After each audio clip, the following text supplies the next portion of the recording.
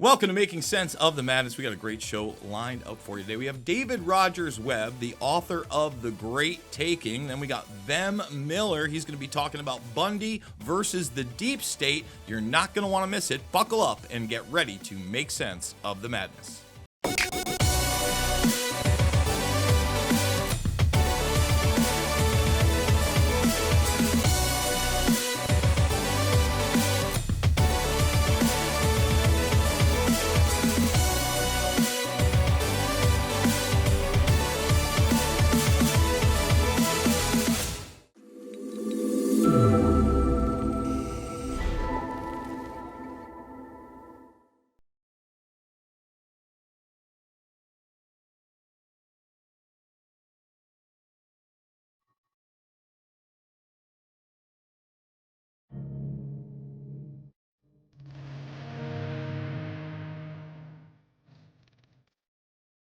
America is in trouble. The Federal Reserve can be summarized in 3 words. It's a scam. I never realized it was the most profoundly corrupt institution in the world, pretending to be honorable. The custodians are empowered to borrow the securities out of the pool without any limit at all. And it's a partnership between the bankers and the politicians, and they create money for all the citizens of that country.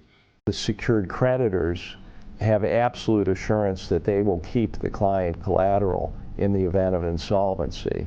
And this is the shocker, not your insolvency, but insolvency of the people that secretly used your securities as collateral. So in a sense, what they're doing is converting your property, your assets, into money. They don't need your money. They can create unlimited money. It is about subjugation of people. Who was it? Kissinger said a long time ago, if you want to control people, you control food. If you want to control nations, you control oil. If you want to control the world, you control money. And I think that's the plan. And now, right now, it seems like they're using the climate change as the mechanism to be able to step in and take control. So I've written this book, The Great Taking, to put on the table a very sophisticated structure designed to take essentially all financial collateral globally. Everything you want to do in life gets translated at some point into a monetary value. So if what you're using as a monetary value is not your property, you have none. You have nothing. You are a slave. We're in a hybrid war that is open-ended. The average person is doomed. They have to wake up. They have to learn a little bit about what the real world is about. They have to stop buying into the myth. And we are back. We are now joined by David Webb. David, thank you so much for joining us. Now, this book has also been made into a documentary film. We just saw the trailer. Tell us about the book, though. Why did you write it? And what is so bad about central bankers? Because I've always grown up to believe that they're extremely benevolent and they have the general interest of the public at heart. Well, I'm sorry to disabuse you of that. Well, I don't know. You asked me a number of things there. I would say that I wrote this because I knew no one else was going to. So it became my reason to live, so to speak, was to write this. But it comes out of really a lifetime of work to understand what is destroying us, what is destroying the economy, what's destroying our cities, what's destroying our society. And Jason, I have to tell you, it is the central bankers that are behind these myriad threats against us. And I was really becoming engaged in this, oddly enough, when I was 12 years old, because I grew up in Cleveland and I was in a family of engineers. And maybe some people would know that Cleveland was not going so well in the late 1960s and early 1970s. So it was a lot like being in the Great Depression. It was being in a war zone at times. And so I probably would have been a physician, which was one side of my family, or an engineer, but I decided I needed to understand business because um, we were being damaged. And I needed to understand what was happening. So I ended up going, eventually finding my way onto Wall Street and working in investment banking and private equity and eventually running hedge funds. So I've gone deeply into this and worked at a high level. And what the book is about is a very deliberate, and it's an intelligent scheme that has been put in place over more than 50 years to change ownership rights to securities. Now, by securities, we're talking about stocks and bonds, basically all registered securities. So government bonds, bonds of companies, equities, and this would be the assets that are held perhaps in an individual's investment account, but also in all of the biggest investment funds, insurance companies, and this is global. We used to have absolute certainty of ownership and control of these securities with the public, with individuals, with these funds. But that legal certainty to the collateral has now been subverted. And it is really never controlled by the public at this point. It is controlled elsewhere within the financial system and used as collateral without restriction, free of payment. And this is what has provided the underpinning under the growth of the derivatives complex, the derivatives bubble. That is the use of the public's assets as collateral. So there's a lot there. I want to go back to you working on Wall Street for a moment and your time period there. I mean, first of all, you obviously probably get into it for financial stability. Nobody goes there to be poor. So you are in the belly of the beast, if you will. How long do you spend there? What are some of the firms that are household names that you work with? And then I would assume if you end up writing a book about this in a negative sense, there's kind of a mea culpa here, where you realize at some point maybe morally this isn't for you, or maybe not. I mean, you tell me. For me, I get a lot of, investors on the show and people, who own this network. And, they can invest in a company like Raytheon or Lockheed Martin. I don't think I could do that. So you tell me about that time period and then like what moves you away from it. Well, I would say that I am not about money. I've never been about money. Oddly enough, that's what I was working with. But I describe in the prologue to the book my grandmother, my grandparents, my medical grandparents. They were in the first medical unit into World War I, which was so early. It was before the U.S. had entered the war. So this was my grandmother who was in the house when I was a little boy. So they were marked by this experience. They were in a medical facility with 3,000 beds, which sounds big.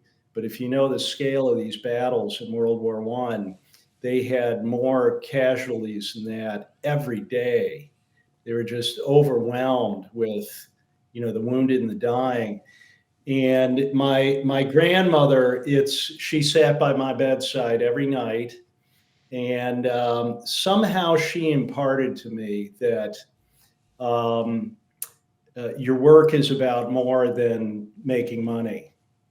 It's about more than just taking care of yourself. Anybody, basically, I grew up thinking anybody can make money. It should just fall out of what you're doing.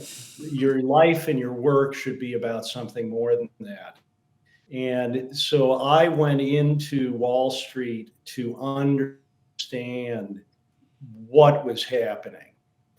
And I've always been that sort of a person that I pursue things because I need to know. And I've found it is odd, I think, for someone to do whatever will pay them the most money or more money to direct their lives that way. Um, so but I found for me it was an advantage because I would develop understandings of things that other people did not have. Okay. So then let's get into the book. What did you learn? Where does this book kind of start when we're talking about central banking? Because it does have a long and storied past. I suppose you could go all the way back to the money changers. You could certainly get into the world wars when a lot of these banks obviously gain a lot of their power. You get Yes. into the consolidation after World War II and beyond to where we are today. I'm very interesting because obviously this is a broad scope and topic. Yes. But the thing to know about what I'm revealing in the book here, what I'm talking about is this taking of the right to property, the use of it as collateral, the certainty of legal control of it is something that is absolutely knowable. It is not conjecture. It is entirely supported by and irrefutably supported by primary source documents. So we're in a time where it's difficult to know anything with certainty. We're being overwhelmed with often conflicting, unpleasant stuff in the media constantly, so that people just shut down, and that's by design. So it is a gift to us to have something that you can actually know with certainty that is this important globally. And as I've said, it's something that can unite all of us because everyone will be injured by this. All people and all the way to the top of the system societally and globally and at the same time. So it's in a collapse, in another global collapse. So it is something that will overcome divide and rule. And it is rightly focused at the power of the banking cartel that controls the central banks. All of the threats against us, all the wars are funded somehow. It's actually not coming from your tax dollars. It's coming from the power to create money and debt out of nothing. So it is rightly focused. If we try to go after every individual threat against us, whether it's putting stuff in our food supply or in the air or what's been done to around our health and what's being put into our bodies, you will never get there fighting any of these things individually. We have to focus on, as I say, the one ring that binds them all, which is the money behind all of this. And so how do we know this, that the control of the property has been subverted in this way? Well, oddly enough, hold they on, tell us. we'll get to that. We got to take a quick break. When we come back, let's talk about this knowledge, because from what I'm hearing, it's basically this mantra of you will own nothing and you'll be happy about it. The consolidation of this power. And, you're bringing up central banks. I wonder, when you look at something like the International Monetary Fund, that has been using SDRs, special drawing rights, for years, which are basically zeros and ones, and again, backed by nothing. That was an alarming point, but that's been a decade plus. They've moved into the blockchain and working with the World Economic Forum at refugee camps for years now. I don't know if you've seen that, but they have blockchain people. I foresee that as the future if these people get their way. So I want to talk to you about what they're doing, how they have this control, and how we've been tricked into a system where it's not backed by anything and they can make this currency up out of nothing. It's not just U.S. exclusive, folks. We'll be back after this with more Making Sense of the Madness. The Donor Deck represents a groundbreaking independent crowdfunding initiative driven by patriots like you to bring back our esteemed President Donald J. Trump to office. With unwavering passion, we pledge all profits from the sale to MAGA Inc. and Fight Like a Flynn PAC. The exquisitely detailed challenge coin is a timeless collectible to be passed down to generations. It symbolizes your continuous dedication to assisting President Trump in his quest to rejuvenate America to its former greatness. Get your Donor Deck now. Go to the Patriot.tv store and click on Donor Deck. Enjoy the magnificent artwork and scripture on each playing card, knowing our appreciation for your continuous dedication to assisting President Trump in his quest to rejuvenate America to its former greatness. You'll get this keepsake collectible challenge coin acknowledging your support for Donald Trump's run back to the White House, and the Donor Deck of 52 exquisite playing cards, plus a beautiful display case to show your challenge coin. Go to the Patriot.tv store and get your Donor Deck now. Attention business owners, are you ready to advertise to millions of loyal patriots ready to buy your products or services? Here is your golden chance to advertise with Jason Bermas and connect with his massive audience on Patriot TV and his incredibly loyal social media followers. As an advertiser on Making Sense of the Madness, you also reach his followers on the top social media sites. As Jason dives into complex current events and conspiracies, offering investigative analysis and thought-provoking discussions to uncover the deeper truths behind the headlines. When you advertise with Jason on Making Sense of the Madness, you're aligning your brand with integrity, loyalty, and a dedication to truth. Jason's audience is passionate, conservative, and committed to the values your business stands for. When given the choice, Jason's followers will buy your products or services over other woke companies. Don't miss this opportunity to elevate your brand with the power of Patriot TV. Reach out to us today at advertise@patriot.tv. And we are back. All right, let's talk about it. I cut you off there. What is the system we are under right now? Because I think a lot of people have realized the Federal Reserve is not federal, etc. It's not really a government agency. It's pseudo. It's not backed by anything. You go back to Nixon selling off our gold. I think it goes well beyond that. But what are the systems that are in place? And, a lot of people talk about it as a debt bubble that will burst and collapse. But I would say these institutions are going nowhere. And out of a collapse like that, they'll probably just consolidate more power. Well, this is totalitarianism. It's a kind of insane logic that has been pursued to a point of injuring everyone, everywhere, and at the same time. And we're there. And the point in the Great Taking, what I mean is it's not just about your IRA, it's everything. It is about subjugation. It's about taking your ability to support a family. It's about forcing you into, as you're saying, Jason, forcing you into a box where the only thing you can do is accept their new paradigm, their solution, which is something like central bank digital currency, where you have a complete shutdown of the financial system. You have no access to anything. And the only thing you can do is download an app on your phone and start using their digital currency so that you can buy milk, and then you're trapped. So this is something I expose in the book. People would think, well, that's insane. Nothing like that would happen.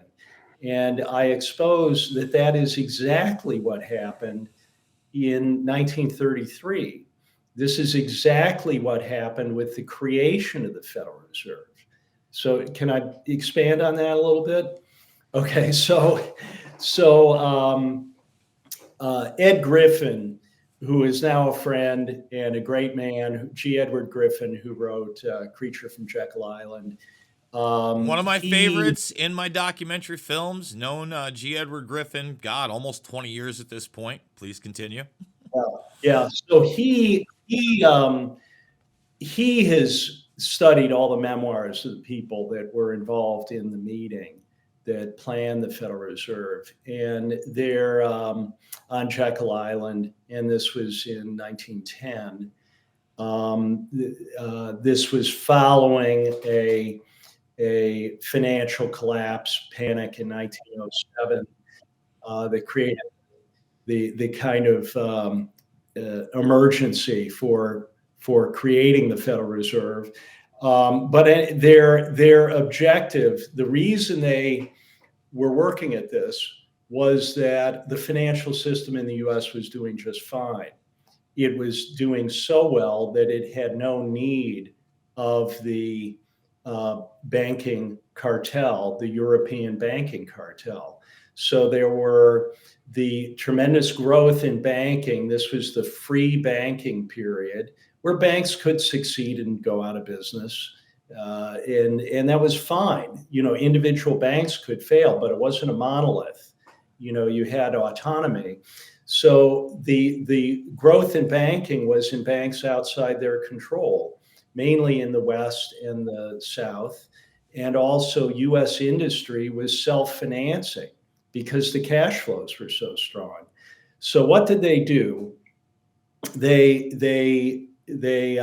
created the panic in 1907, which J.P. Morgan was involved in, which J.P. Morgan was a Rothschild front bank. And they know that because when he died, there was not much there in the way of assets. So he was fronting for all of this in the U.S. Then the objective of the cartel was to put their competitors out of business and to consolidate their control over the system. Now, so the Federal Reserve Act was voted into existence the day before Christmas Eve in 1913. World War I started 7 months later, which then it was perpetuated for years, incredible carnage, but the debt levels of all countries went up massively. And, the Federal Reserve, these central banks are, as you alluded to earlier, they are born in warfare. They are joined at the hip with warfare, because now all that debt that was created, they created the money to fund that debt out of thin air. And the Treasury securities they bought from the Treasury that they had created the money out of nothing to buy the Treasury securities, then became the capital base of the banking cabal, completely created out of nothing, out of thin air. Now the public is convenient to create an income tax at that time. Now the public is working to pay the interest on the debts that they have created out of thin air through a global war. So that's how it begins. Then you have a boom in the 1920s, and with the bust in the 30s. They then, in 1933, closed the banks, all the banks in the country, over a weekend. And I know from my own family, I always talked with people that had gone through the Depression, understand what happened.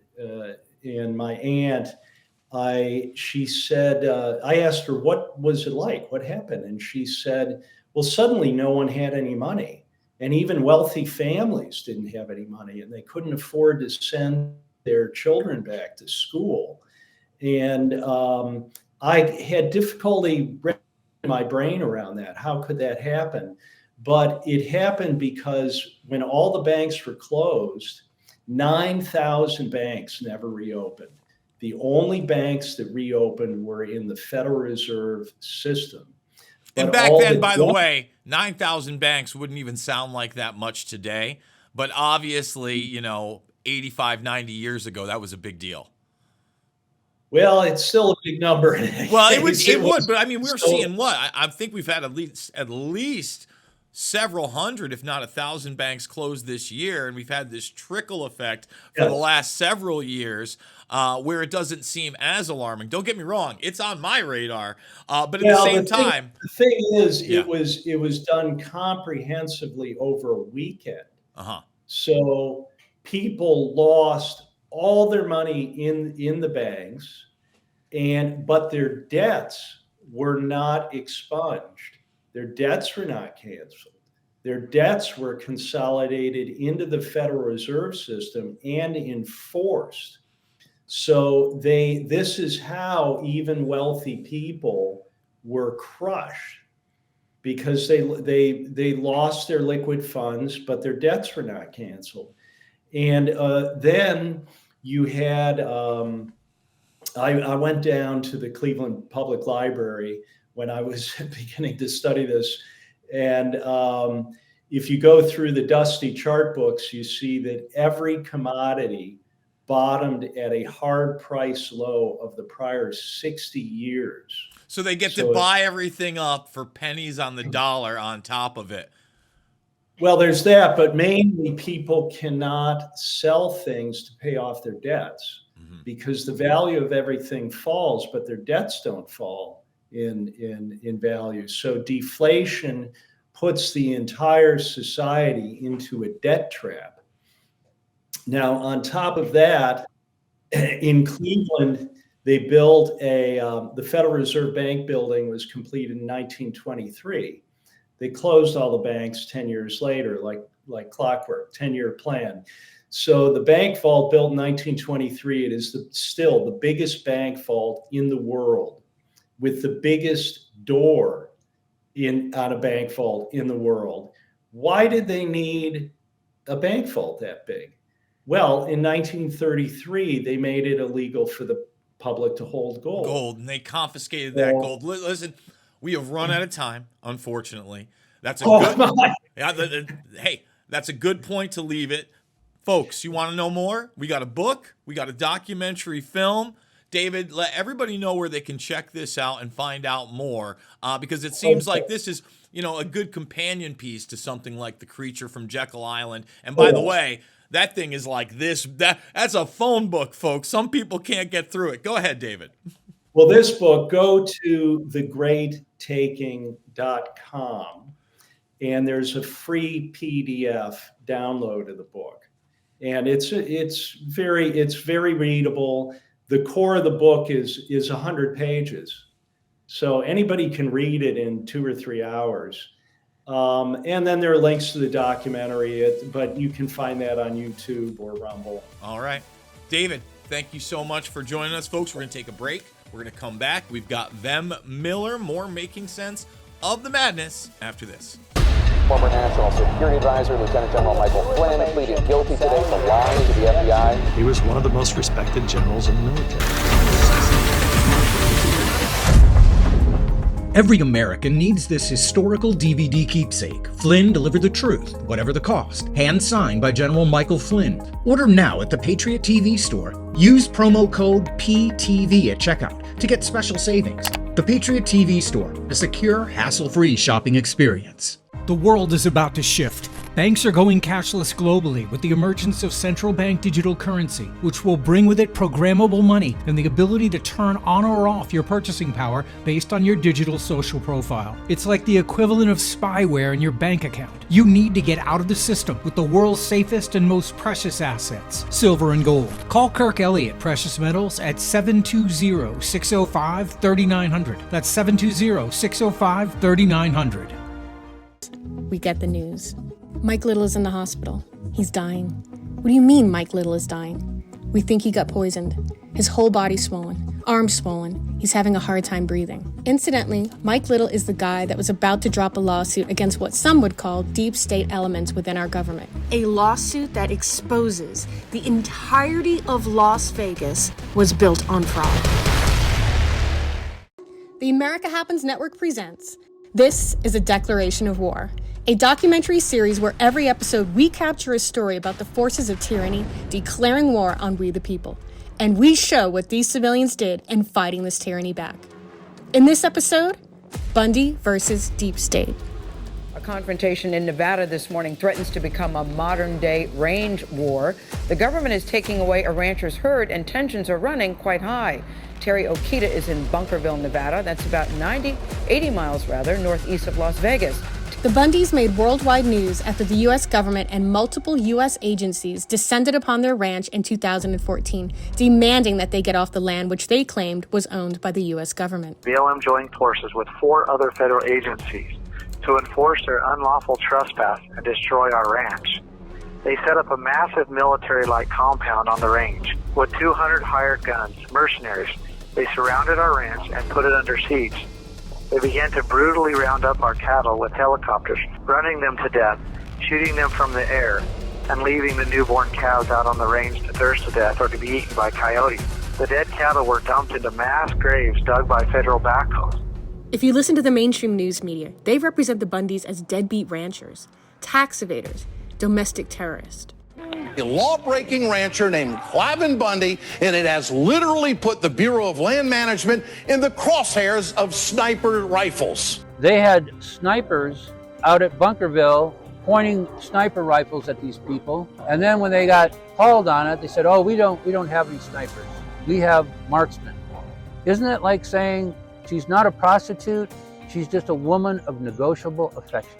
There's been a confrontation out there. A rancher, Cliven Bundy is his name. Listen to Harry Reid characterizing what he thinks of those people yesterday. These people are nothing more than domestic terrorists. Why do you think that calf is dead? Is that calf dead because somebody killed? Let me finish the question. Is that calf dead because somebody killed it, or is it dead because of your reluctance to follow through with the laws that every other rancher in your state complies with?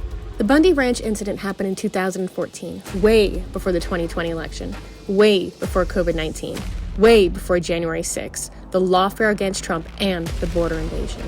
So when I was drafting the complaint, it became obvious to me that the Bundys were like the precursor of the Donald Trump exercise. And all the techniques and tactics that the defendants used with the Bundys showed up in January 6th. The same modus operandi. Placing human resources, provocators, instigators, needing to create a conflict. But in fact, it's like the Bundys and the outcome of the Bundy's case. It was the government that went in to instigate conflict. When you look at the picture of where we are today with government tyranny in America and around the world, it's easy to see. The Bundy Ranch incident was the tip of the spear in the fight for our freedoms, a war that has been quietly raging for decades. Just 30 years ago, there were 53 ranchers in this region. Today, there is just one left. The Bundys. Through policies that have resulted in the extermination of ranchers in this region, the U.S. government and its multiple agencies have successfully brought the Nevada rancher to the cusp of extinction. This is a very simple case. It's about a man and a family who ranched the land. The family's been ranching it for 150 years. The federal government comes in, they claim a right to manage that land, and the way they're managing it would have driven him out of business. And we are back. We are joined by the filmmaker behind Bundy versus the Deep State, Vem Miller. He is from the America Happens Network. My friend, I watched this thing. First of all, very powerful, but at the same time, very upsetting and sad at the end, right? You know, you have this arc, and I was very familiar with the Bundy story. I didn't realize that they had actually been imprisoned for 2+ years. Eventually, mistrial, really exonerated. But there's a lot more to the story, and that part of the story has to do with a guy named Mike Little. So why don't you tell us about Mike Little and how he gets involved with this Bundy story? Yeah, sure. Thanks for having me on your show, Jason. I really appreciate it. So kind of backtracking a little bit with the Bundys, I think one of the issues with the Bundy story is that a lot of people don't know what happened with the Bundys, right? They're not aware. They think the Bundys were able to move the federal government off their land in 2014, and that was the end of the story, which it wasn't. What happened after that is the government kept spending a lot of money every year. Some people say upwards of $100 million per year in persecuting the Bundys. Okay, these are just ranchers ranchers that are not rich ranchers. They are basically living off the land, and now they have to deal with these intense legal battles, right? So what you see here is a perfect example of the process is the punishment, okay? And so while this is going on, while they are essentially torturing the Bundy family, really separating the Bundy family, putting the Bundy sons in jail for literally 2 years, this gentleman named Mike Little starts hearing the news about what is happening to the Bundy family. And he's been in Nevada pretty much his entire life. He's actually somebody that is a Renaissance man. You know, this is a gentleman that was coming up with renewable energy products back when the government would persecute you because they didn't want your traditional energy products being overshadowed with these new energy products. And I'm talking about, he showed me at one point a little cube about that big that he told me has enough energy to power machinery for days, right? And the kind of things that the government doesn't want you to have because they're beholden to the energy companies. They don't want these alternative sources of energy, right? So anybody that says Mike Little is this right-wing conspiracy theory guy, no, if you actually look at Mike Little's history, the guy actually very much operated like a Democrat and a leftist for many years with these renewable energy projects, right? But even in that situation where he was trying to help the community, he was persecuted by the government because the government didn't want these renewable energy products. And so there was a lot of legal shenanigans that happened. There was a lot of like persecution under the law, their law, right?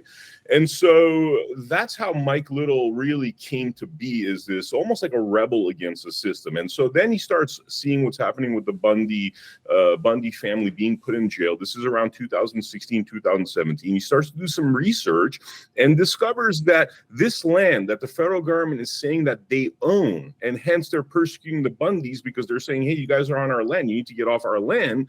Turns out that they don't even own the land, right? So now let's talk about the implications of this finding, okay?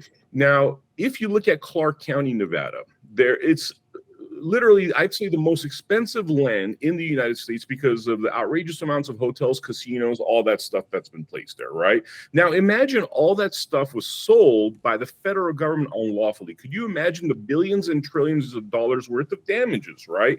Not only is it billions or trillions of dollars worth of damage to the federal government, this finding that Mike Little had, it takes away the federal government's power. Because for anybody that watches these documentaries, the way the federal government or corrupt politicians within the federal government have been really stealing from the people, stealing from the states, is because of this fraud of supposedly the federal government owning state land, right? So what you see over here is such a damaging revelation by Mike Little, like literally uncovers, I'd say, 80% of the fraud that currently exists within our federal government.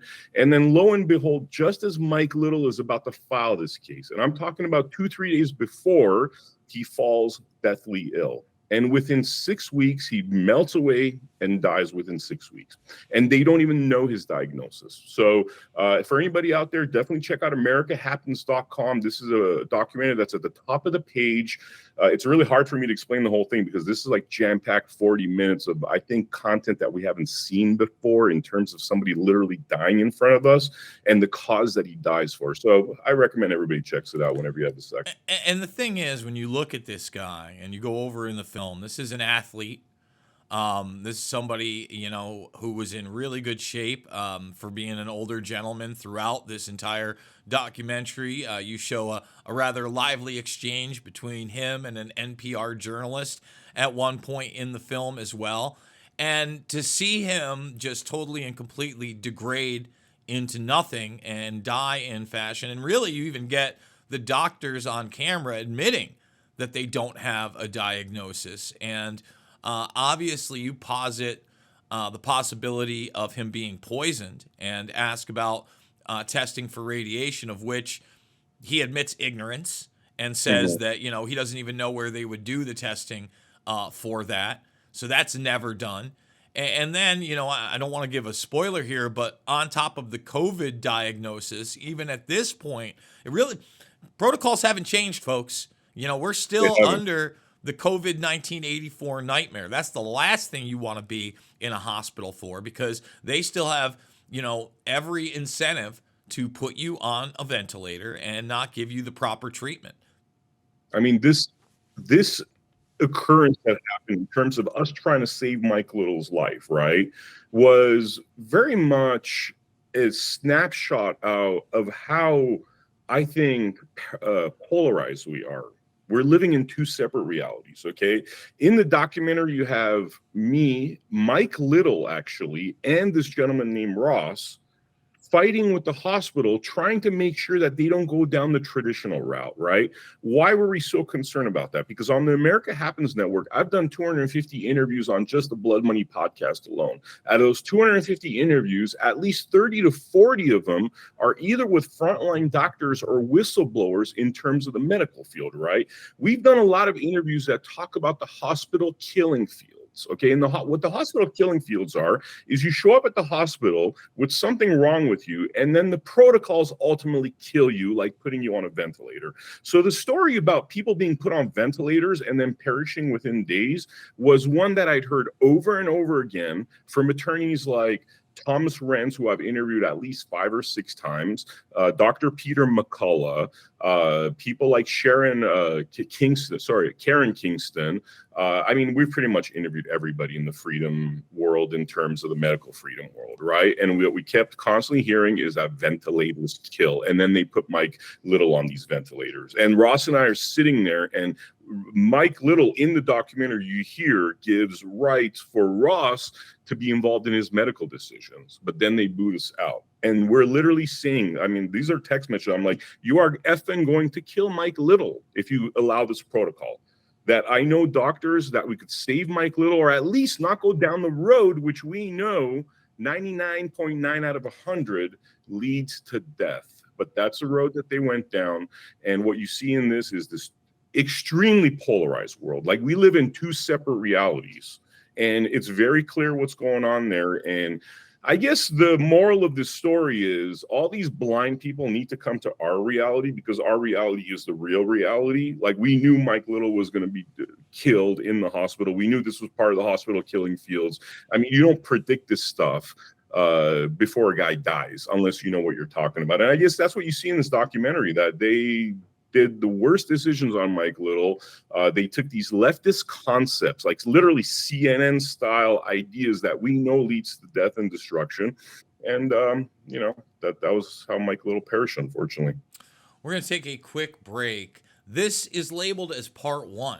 I want to talk about what you got in store for us for part 2. Everybody can go check this out on Rumble. It's been out over a week now. AmericaHappens.com is where you can also see it. We're going to be back with more Making Sense of the Madness after this. Don't let them win. Patriot TV is committed to delivering the truth. America's new network for patriots is growing fast, and we'd love you to join us as a member of Patriot TV. Your support makes it possible for us to continue to deliver unbiased reporting, thought-provoking discussions, and insights you won't find anywhere else. From in-depth interviews to behind-the-scenes footage, Patriot TV brings you closer to the voices shaping our nation's future. Whether it's political developments, cultural shifts, or global affairs, Patriot TV keeps you informed and empowered. As a member of Patriot TV, you'll get perks like personal invitations to exclusive Patriot TV events, where you can gather and network with like-minded Americans. We'll also host online events throughout the year with General Flynn, who's committed to host live Q&A webinars where callers like you can ask him questions and get real answers. Access to these events will be members only, so go to patriot.tv, click on Become a Member. It's fast and easy. We have a great membership option starting at just $9.99 a month, or save with our annual membership for only $99, or take advantage of the best value, the 2-year membership for just $159. Go to patriot.tv, click on Become a Member. It's fast and easy. Do your part to make sure the truth gets out to all patriots and help ensure future programming. Become a member today. Just go to patriot.tv, click on Become a Member, join today. And we are back. We are with Vem Miller. Now, as I said, I watched this thing. Very powerful 40 minutes, like you said, very jam-packed with information. There were certainly certain things I had no idea about. You get into the fake media group, Longbow, FBI. This is well worth the watch, but it's just part 1. And by the way, you bring this all the way up until I think about August of this year. So this is very fresh material. You're working on the fly, I would imagine, the pedal to the metal on the next one. Where are you going with it, and what's the timeline on it? Really, we're just going to document what happens from this point forward. So the lawsuit was actually filed, even though Mike Little died, and before he could file the lawsuit, what a lot of people didn't know is that he actually had a writing partner, and there's a pretty deep bullpen, I would say, in terms of people involved in that. So those individuals are now stepping forward. They're going to take over the lawsuit. Now, with these lawsuits, you know how it is. I mean, it could take years for it to come to court. The point is to really cover all of that. The point is to expose what is happening there with the lawsuit. I mean, I know there's going to be shenanigans.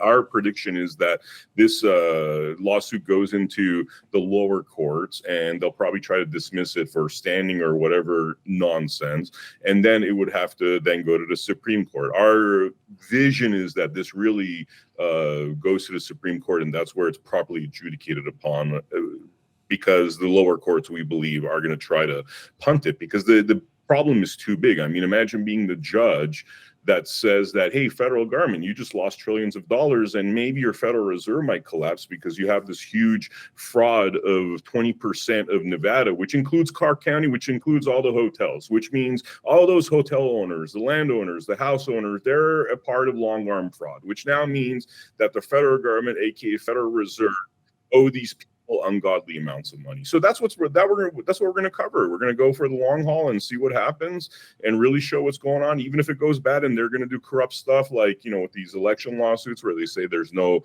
legal standing, which is just crazy, by the way, if you ran for office and you have no legal standing, but that's the kind of stuff they do to punt things.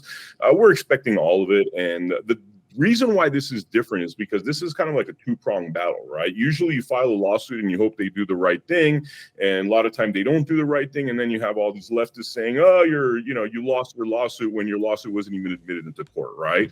With this story, with this approach, with the documentary approach, we actually tell that story. So if they bounce our lawsuit because of some BS reasons, well, that's a part of part two, and that is now a part of the story, and you see how they're lying, you see how they're cheating, and that ultimately informs the people. And whereas this situation's a little bit different than knocking on doors and saying, hey, help us sign this petition because, we just need your help because there's a lot of corrupt stuff happening. The people of Nevada actually have skin in the game, right? So if you're a landowner, let's say you have a $500,000 property and you owe a $300,000 mortgage, and that is a part of the long-arm fraud. Well, guess what? You no longer owe $300,000, right? So your mortgage just got wiped. You own all the land. You owe no property taxes because they can't even property tax you because they don't even have right title to the land. So guess what? Overnight, most people that have land or mortgages in Nevada become millionaires.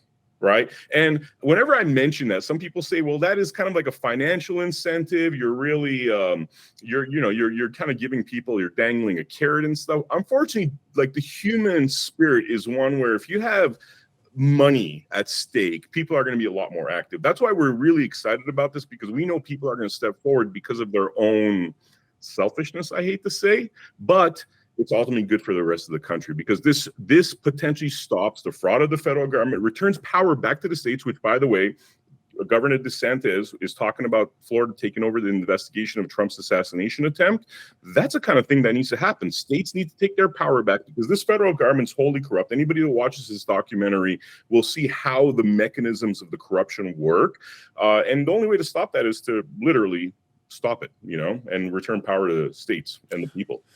So when you're talking about time periods, I got to be honest, I think we're talking half a decade minimum, maybe into 10 years with this type of litigation. You mentioned the punting and the no standing and the way really the media also works in this. You highlight that in the first part of the film, and the way that not only NPR position their pieces, but you've got the infamous Chris Cuomo, long before the COVID 1984 days, even before the Trump derangement syndrome days, really showing his true colors. No, he's on the comeback. He works for Dan Abrams now, Vam. Everything's okay. His brother's great too, right? He's before Kong. Everything's fine.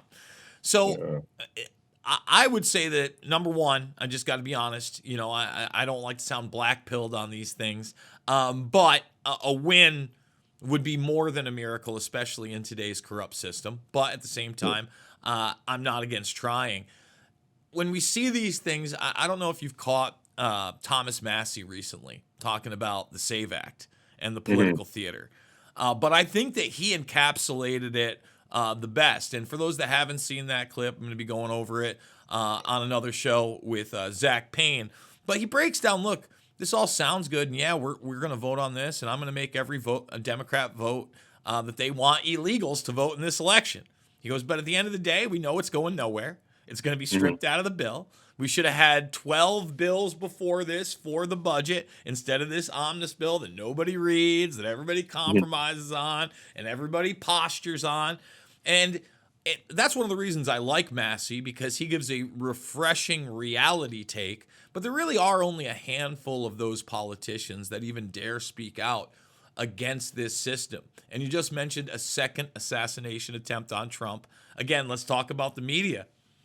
First news story out there: shots fired outside of outside of a golf course, an altercation. Okay, then all of a sudden, Trump whisked away in possible, shots outside. Again, we're not an assassination attempt. Took like 3 revisions of the story before we even got anywhere close to the truth, and who knows how close we are at this point. I think we're going to have a third assassination attempt.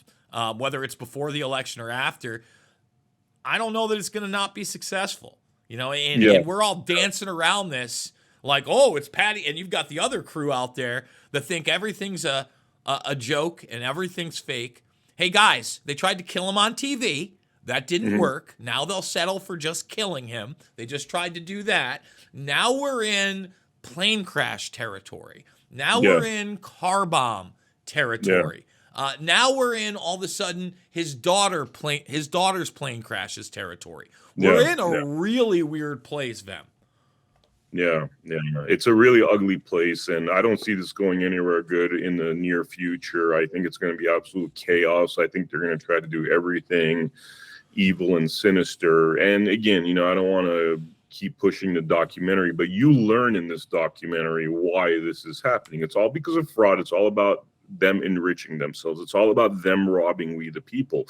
Now, we think these multi-pronged approaches, we have Donald Trump out there doing his thing, but what we're doing over here with these lawsuits and exposing this stuff, this is a part of it. Now, the one little curious tidbit I want to mention. So Donald Trump was actually in Las Vegas on September 13, Friday, September 13, and he did a speech. And during that speech, he mentioned one of his talking points was that we're going to get BLM, which is the Bureau of Land Management, that is part of this long-arm fraud in Nevada. He said, we're going to get BLM out of your state. We're going to return power back to the state, right? And then 2 days later, they try to kill him again. People, I don't think, understand that, like, there's kind of the big topic issues of Orange Man bad and all that stuff. The reason why they're trying to kill this man is because those words of we're going to get BLM out of your land means the whole fraud falls apart. Their fraud is financed through this. Okay. Now, once you remove that and the financial incentive is gone, their fraud's gone. So all these Harry Reid, Barack Obama, Kamala Harris types, these like parasites on the system, their power goes away overnight, right? So this is why they're trying to kill this guy, right? It's not just, what he talks and the threat that he is to the corruption. It's because of very specific things, like he's affecting their pocket the minute he says, we're going to take BLM land away and give it back to the people. Well, I look at it as the fact that not only does he say things that they don't like, but like you said, there's certain institutions of policy that expose their fraud. So when you talk about something like that, you're talking about states' rights, right? Yeah, and one of the new talking points of the mainstream media is, people on the right are talking about constitutional republic instead of a democracy. So then they try to go to the biggest idiot wearing a MAGA hat and ask him the difference. And of course, that person doesn't know because they're on their periphery. Yeah. They know the talking point.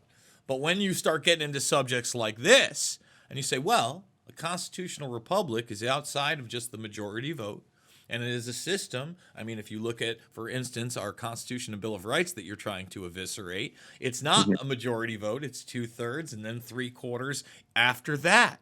So that's a lot more than a majority. And there are a separation of powers within the states that adjudicate, especially criminal and law enforcement, to sheriff's departments within the states as the overarching law. That's a big difference from a federal democracy. And all of a sudden, you would see these people crumble. Now, they would never air that on television, and you see less and less live man on the street stuff from the mainstream media because of that.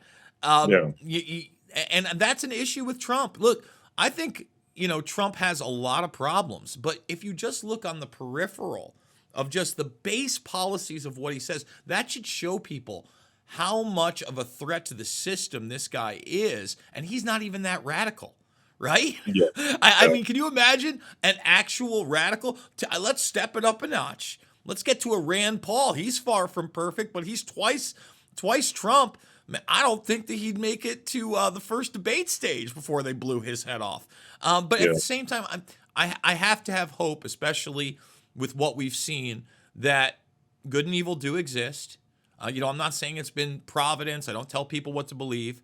But that force of nature, good is fighting back on some level right now. And I hope and pray that we can make that push not only in November, but through January and hopefully over the next several years. And if we can't do it, state by state or federally, we need to do it in our own lives then. Yeah, totally. I mean, one of the things we've learned in doing a lot of these exposés is the way the system is set up. I'll give Nevada as an example too, right? So the way it's all set up is there's no way out of this mess unless we revise the illogic that is in our system. And I'll give you a perfect example, right? We had Sigal Chattah running against Aaron Ford for Attorney General. Sigal Chattah, Republican, Aaron Ford, Democrat, right? Attorney General, Nevada. So this is the top lawmaker or law protector position in Nevada, right? When you look at the expense reports, there's a show that we've done a pilot to called Follow the Money, where we go through people's expense report, where they're getting their money from.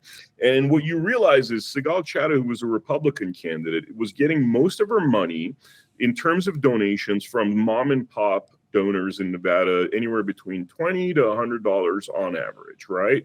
When you looked at Aaron Ford's donations, most of his money, and I'm talking about the lion's share, was coming from New York, LA, Miami, and Chicago. And it was these big donors, right? And we're talking about names like, by the way, Steven Spielberg, Rothschild family, those kind of big names, right? Those individuals are the ones financing essentially the election of the Attorney General. They're not even living in Nevada, which is ridiculous. I don't even know how that's even become possible.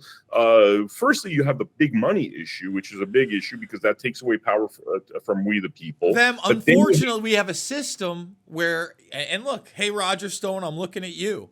As soon as we said money is speech and we had modern day lobbying and then it went into super PACs and all that other good stuff, all bets were off. Unfortunately, my friend, we have run out of time. I want everybody to go check out Bundy versus Deep State. This is part 1. AmericaHappens.com is where you can see it. Ben Miller, what a great guest. What a great show, folks. You know the drill. It is not about left or right to this guy. It is always about right and wrong. I absolutely love you guys, and we will see you on the flip side.